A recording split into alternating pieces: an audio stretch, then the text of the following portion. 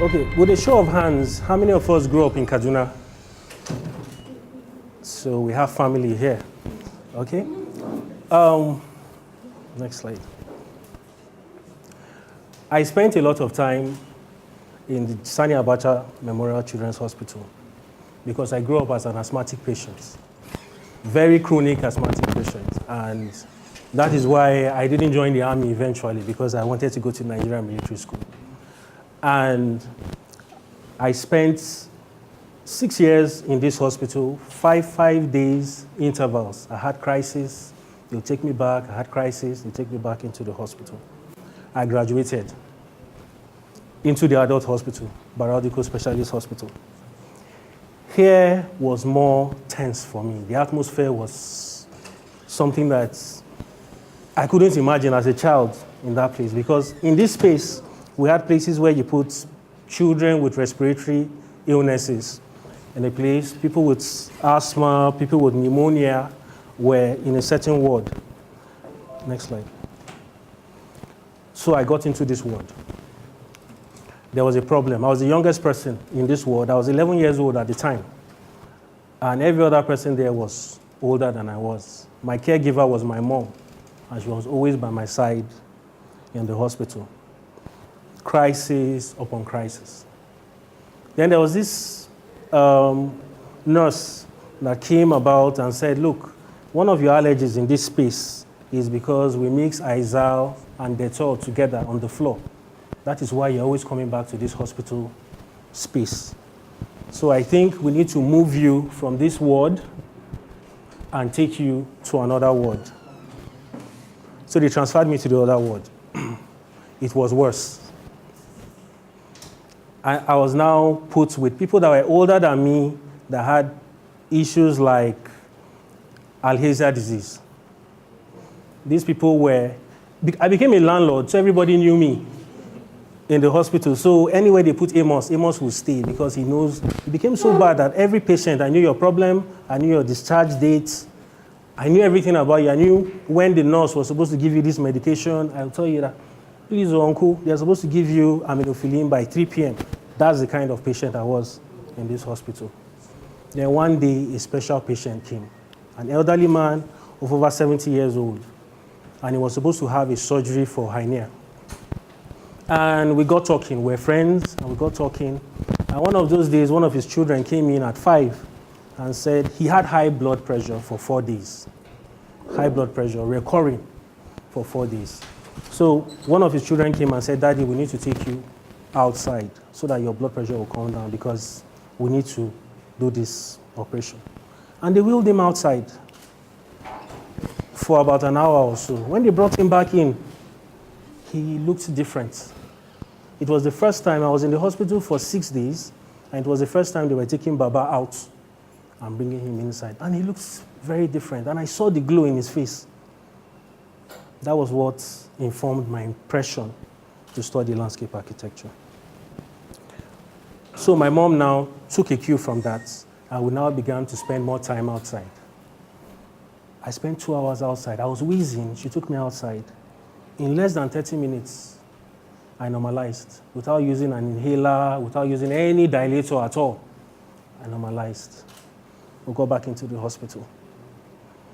I usually have these asthma attacks at night. Rainy season was a problem. Dry season was a problem. It was just a problem for me. So we got back into the hospital at night, and I was wheezing. And I was supposed to use an aminophylline injection. And my mom now says, Amos, let's go outside. And I walked outside. The Biological Specialist Hospital just has mango trees. That's the kind of trees that they had. And I walked outside. And in less than 10 minutes, I stopped wheezing again. So there was a problem with the hospital space as against the outdoors. The next day, my mom said, we're packing our things, we are going. These people have chopped our money too much. Let us go. So they discharged me, and I left. Anytime I had this asthma attack, and I walked outside. So I decided, what is this problem with nature and asthma? What is going on? Next slide. So I ended up becoming a landscape architect. And what do landscape architects do? Landscape architects are concerned about designing the outdoor spaces. It's a science and art of designing outdoor spaces using nature. Now, my topic had to do with nature, but I had to limit it to landscape because nature is wide. Nature has to do with mountains, has to do with water bodies, has to do with plants, and including the sun. So we're going to talk about landscape. So as a designer, as a scientist, and an environmentalist, I've decided to go outdoors because I have a first-hand experience of how this outdoors affects mental health. Now, mental health, the perception of mental health that people have is somebody that is mad. So I asked this question, okay, mental health, how many people? When you say mental health, what does mental health mean? A lot of people said the person must be mad. And if you go to Google, interestingly, you Google mental health, black man, this is the image you see. This is the only image you see online of a mad person. In fact, if you use mad on Google, you have an emotion, somebody that is upset. So this is the general perception of mental health. But I found out that mental health involves many, many more things. Suicide is an offshoot of mental health. Okay? We also have dementia, is also an offshoot of mental health. Anxiety, depression are all offsets of mental health. Now, the relationship between mental health and landscape didn't just start today. This issue of mental health has been a problem since the 17th century, and everybody seemed to look for a place to find solace. Where can we stay and enjoy nature? What kind of ambience do we need? So kings in those days that had castles, they decided, okay, look, let's have gardens where if the king is upset, instead of having a jester come and tell him a joke, let him have a space that he can walk through, which is what we have missed out in our situation in Nigeria. When we talk about gardens, when we talk about landscape, a lot of people don't know that landscape is meant to be enjoyed. You walk through it and enjoy the scents, enjoy touch, enjoy. In fact, landscape architecture is the only profession that uses 3D and the fourth dimension, which is time. Length, breadth, depth, and time. Because everything we do is time-bound. You plant a tree today, you don't know what, you can't imagine what it becomes until 5, 6, 10 years later before it evolves. The Millennium Park, Jabi Park, all of these parks were established with this in mind, but there was a problem in the city. When these parks came up, because the Obasanjo regime thought it fit that, okay, look, we need parks where people can come together and ease tension. There was a lot of stress in the FCT. So they came up with the idea, okay, let's have these parks. So Millennium Park came up with Jardine as the contractors and Parks and Recreation as the supervisors of this project. But there was a problem. The problem was criminals began to use these places as dens for different kind of things. So the park idea didn't sail through during that time. So there was a need for better lighting, a need for security in these spaces. So Millennium Park rebranded. When the Millennium Park rebranded, there was more security, there was more lighting. FCT, Parks and Recreation Department, now discovered that, look, there was a lot of inflow of people coming into Parks and Recreation. Now there was into the Millennium Park. And there was no segregation. You had poor people, you had rich people coming into these spaces. And all of them were just sitting down to enjoy nature. Then there was a need for more parks in the FCT. They now began to earmark green areas for recreation in neighborhoods. So you don't have to leave Lugbe and come to Millennium Park to enjoy nature. So they now began to have pockets of green areas. But there was a problem. The problem was these green areas now became a place for alcohol and chilling. So the Society of Landscape Architects decided we needed to carry out a study on this park designs, why people use parks. And funny enough, in the year 2013 and 2014, we carried out questionnaires to about 13 parks in the FCT. And we found out that everybody that wanted to go to these gardens had one form of problem or the other: stress, fatigue, and they wanted to be under trees. So we now did a correlation between nightclubs and parks. Who carries more traffic? So we did that, and we took 10 top clubs in the FCT, and we took 10 gardens in the FCT, and we used the hours of 5 to 10 o'clock. And the traffic we had most was in the gardens, informal setting. Next slide. Now, the relationship between mental health and landscape. When people now began to, patronize these gardens, there was need for informal food, informal activities. People wanted to now live like they were in the countryside, they were in the village. So there was no need for shawarmas, there was no need for ice cream. People wanted natural things. And so fish now came.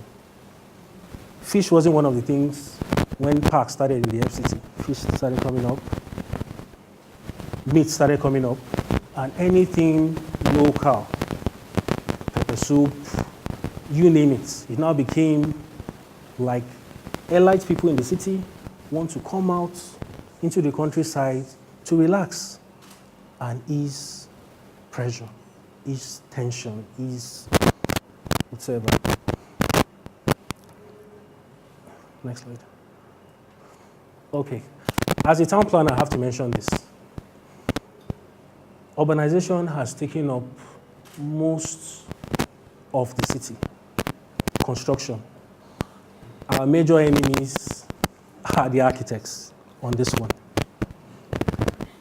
They've taken up our spaces, they've built up everywhere, and the ground is so hard. Hard in the sense that you have a building and the whole environment is interlocked. Hard in the sense that when you walk into a site, you walk into a space, and the ground is reflecting so much light, coal tar, or from concrete.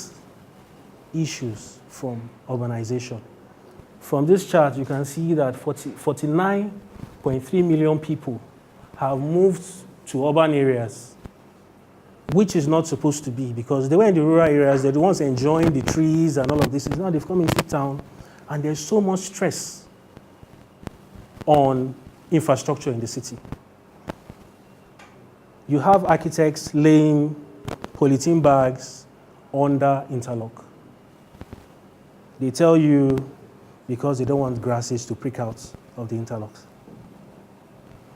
Now, that is a problem to the landscape.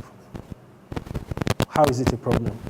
When you block the ground, you channel the underground water to the next sites around you.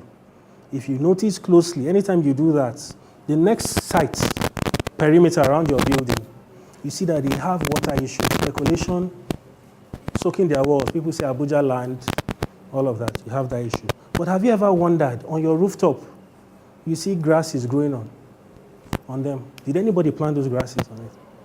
It's the same effect this interlock has on the ground. Grass must grow. So you have what they call pollination, where from wind, you see grasses, you can pick out. So this ecological problem has caused a lot of issues in the FCT. People securing their own land, they don't want grasses to prick. Adjoining houses are having issues from this landscape anomaly, which isn't supposed to be so.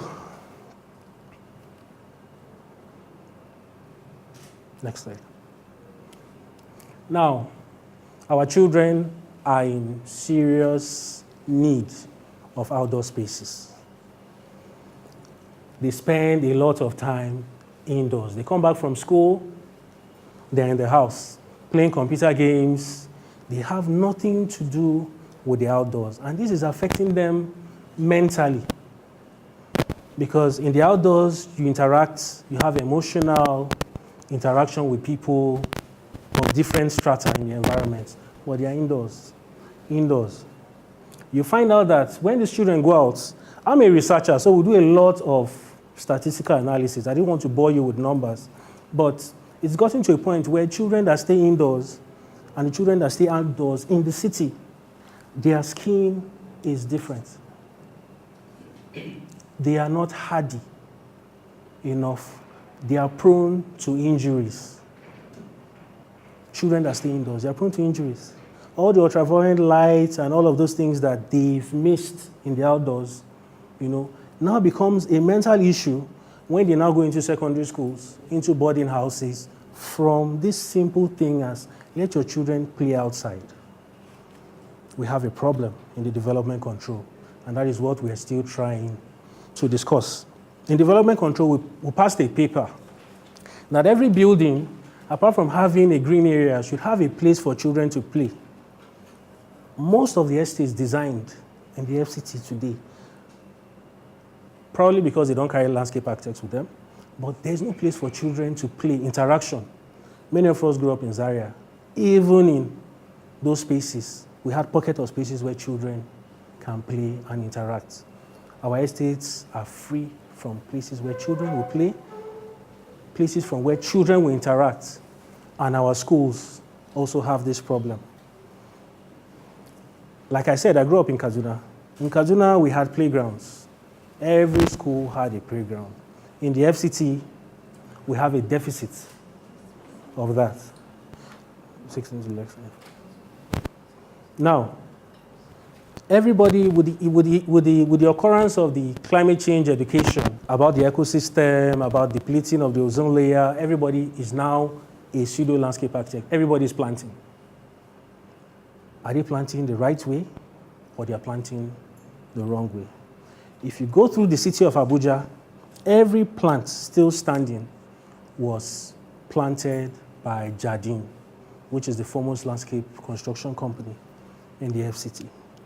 The ones that we have decided to do, state governments have decided, okay, let's plant trees. But we don't know the importance of these trees, what trees should be planted where, and you can see Maitama having tree roots coming out of concrete pavings from the ground. Ficus benjamina is not a roadside tree. So we have this issue. If you go through Geriki, you have what we call Melina arborea, which is this species of tree outside here. Also, it is not a windbreaker of any kind. Planted in the city. Why? Somebody just felt we need to begin to plant. And nurseries began to sprout. Everywhere you have a nursery. But these nursery owners have no knowledge of what plants should be planted where. I walked into this space and I saw this beautiful Anglonema purifies the air.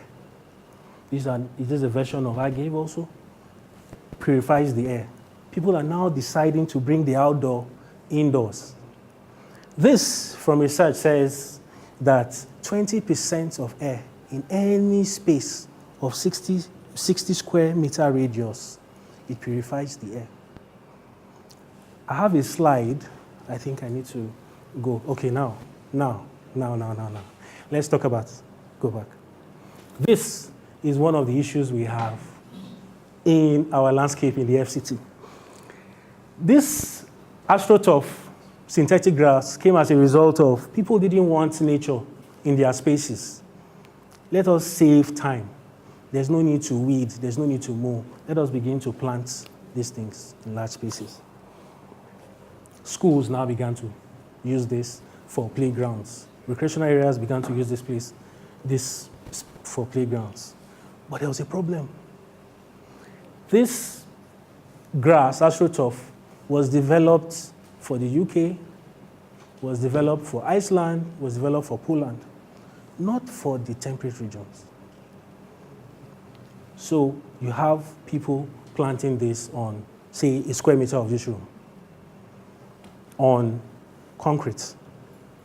Flipping over this, you can see that all of this is rubber. So we did the research, we studied, and found out that all of that material under this thermoplastic astroturf is from benzene and from tire. 200 goalkeepers in the UK were affected from cancer from this astroturf. Google, it's online. What happened? These things expire. Designers in the room, usually when you lay this, you keep it and think it's perpetual. They have a lifespan, 3 years, 4 years. You have to get the manufacturer detail from the main row. So when these things begin to disintegrate, they enter into fingernails. In fact, the children that now had this lipoma cancer, that's the name, lipoma cancer, from these black things, because when you take their bath, all of these fingernails is missing. They go back home, they ingest stuff, and they begin to develop issues. Loss of appetite, tapeworm issues, all from benzene, because benzene is an allotrope of carbon. So you might ask, so how come we are still using it in the country? There is the astroturf for the temperate, and there's the astroturf. Yes. So when you walk into the market and somebody tells you, this grass is 10,000 naira, it's different. Please always flip over. Your rugs in the house have this thermoplastic underneath. It has to look like that. Not like this. Like this, if you're going to use this. In fact, the whole idea of using this kind of astroturf is to use it in interior spaces where there's no disintegration, where termites are not going to eat it, where rain is not going to affect it. In design, another thing again this thing causes is eyesight issues for children. Because this thermal surface does not absorb light. If you see anywhere they lay it in children's playgrounds, the reflection is harsh. And you expose children to these kind of things in design. These are some of the things landscape architects have come out to say, look, we're doing these things wrong. We need to come back to the drawing board to educate people on what astroturf is meant for. It was meant for football pitches. These football pitches, they roll it after the match. Turn the next slide. This woman's daughter, Amy Griffin, she's the one that ran this research. Her daughter died from the usage of astroturf. In the UK, they play a lot of football, so astroturf is one of their main features. So it's cancerous. Lipoma is it. You can see the constituents. It has mercury, arsenic, and all of that, like I've mentioned. But why I'm raising this today is because asbestos, like architects know, have been our roofing material for a very, very long time. Until one day somebody just came up and said, look, this cancer issue, we've been harvesting water from asbestos roofs and we've been drinking this water. And some people were having cancerous diseases. It took 35 years to find this out. We shouldn't wait 35 years to find out that astroturf is a problem in our landscape. It's not like it is a bad thing, but we should know where we put them because they do not absorb water. They are non-biodegradable in the sense that after about 2 or 3 years, termites begin to eat them up, and the soil cannot even disintegrate them. Next slide. Benefits of a healthy landscape to man. I had a problem with this because everybody knows that landscaping has a lot to do with trees. Tree cover, tree takes up, tree gives us oxygen and all of that. But what is the importance of this landscape to human environment? So the best explanation I can give is walking into this enterprise building and you see the trees. The microclimate at that space is different from where you are coming from. It eases whatever stress you are coming here with. Traffic stress, whatever kind of stress, you just walk in, the climate just eases the way you feel, eases your stress. Now, I am not a scientist to properly explain emotions to you, but I just find out that a lot of times when you have landscapes is where couples like to picnic, couples like to make proposals, you have a lot of coupling in this kind of spaces. So landscape has shown that it fosters relationships, it fosters development amongst family units. You walk into the Millennium Park, you see family units. It just has a way of bringing people together. The issue of fighting pollutants and encouraging city dwellers to spend time outside, which is what I explained earlier about how parks came into being and people wanting to spend more time in outdoor spaces. Benefits of healthy landscape to the environment. Natural coolants. Now, I would want to explain this in a technical way that we all need to understand. Not every tree gives out a lot of oxygen. Not every tree. And that is why the umbrella tree, which is the satellite tree, Terminalia catapa, which is what's the one that spreads, actually gives a lot of oxygen. A lot. Anywhere you have it, be sure of a normal supply of oxygen. And so I'll still go on. So in plant selection, we have to know what to plant, where to plant. You just don't walk into the nursery and tell the nurseryman, this is what I want, this is what I want, this is what I want. You need to study and know what it is. There's another species of this plant, which we call dumpkin, mother-in-law tongue, if you know it. A lot of us have it indoors. Beautiful, but it's poisonous. It's poisonous. We've not asked these questions. If you have a pet, mother-in-law tongue, that's the local. If you go into a nursery, local nursery, tell them mother-in-law tongue. Yes, dumpkin is the name. It's another species of this. Have a picture of it. Poisonous. To touch and even to rub your skin against. It kills cats, it kills dogs, the evidences of all of that. So the education of the landscape is very, very key and very important to us. There have been issues of building collapses. There's a landscape perspective to these building collapses also. There are some trees we have planted that have taken their fibrous roots to the foundation of buildings and have caused structural defects on the foundation. Many, many years later, these buildings collapse. Nobody has investigated how that tree that was 5 meters away affected this structure. It's a study that we're also carrying out now with this building collapse issue, because some of these buildings, like in Lagos, for example, when we visited the site of the collapsed building in Ijesha, we found out that beyond the structural strength of the building had no windbreaker around it. Now, a lot of people just think the masquerade tree we plant in the cities have no function. Sometimes they avert the building from direct wind force.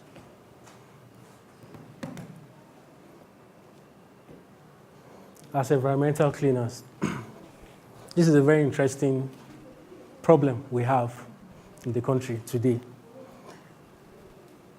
CO is killing a lot of people. Carbon monoxide. People are dying, they go into their rooms. Death.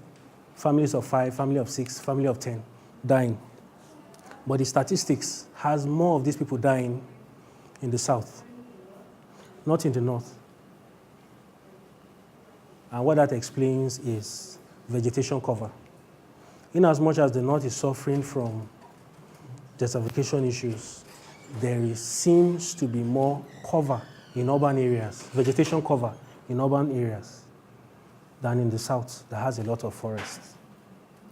Now, we carried out a study also. How can you just sleep overnight and just pass on in the morning? Won't somebody wake up and just begin to cough? I mean, does CO2 just paralyze you? Just like that, the whole family would just, nobody would wake somebody up and say, look, what is going on? And that. So we did an investigation with the University of Abuja, and we decided to ask families what was going on with these generating sets. What is the issue? We found out that some of them placed their generating sets in corridors. Some of them placed it 3 meters. The manufacturer instruction on any generating set is 5 meters from the building. So we now decided to do some research and see how can we help these people, because some of them are in rented apartments. They didn't design the houses. So what do? So we decided to test which plants would absorb CO from the atmosphere. Look at the kind of smoke we get. Statistics say 600,000 deaths in Africa alone. In Nigeria, in the last 5 years, 352 people have died on record from generating fumes. So we now decided, this study took us 3 years to come about, and we had to look for a species. Yucca, if you go to a local nursery, yucca is the name of this species. This species actually absorbs 60% of CO in the atmosphere. This is our challenge. Now we did this study. This is actually my study with a petrol generator and a diesel generator at different times to see how much poisonous gas yucca can take out of the atmosphere. We did that. With diesel, it takes as much as 60% of the atmosphere. But we now have a challenge. In places where you don't have space, like there's a curb here, we planted this. Are you going to put a potted plant by the generating sets to reduce the effects of combustion in these spaces? The study we're also working on. Now, for this generator effect and landscape, I would want to advise us as users of generators to always, as a matter of importance, to use species like yucca, dracaena, even the mother-in-law tongue in these kind of places. And for architects, instead of having barricade of metal fenestrations, now we can also have walls of bougainvillea species, creeping plant species. Apart from the aesthetic, it also reduces this effect of CO. I didn't know this until we started this research, that it takes a while for CO to really kill a man. It takes a while. So you can have a generating set like this in your house, and it just takes a year or two for that CO to enter into your bloodstream, cripple your hemoglobin, and you are gone. So this is a new research we're trying to propagate for these areas. Like I said, this generator thing happens mostly in the south. No vegetation cover in urban areas. In the north, we have more of this in urban areas. Now, I got a commission to design a park at local Goma Junction. And the client wanted a landscape architect to design the park.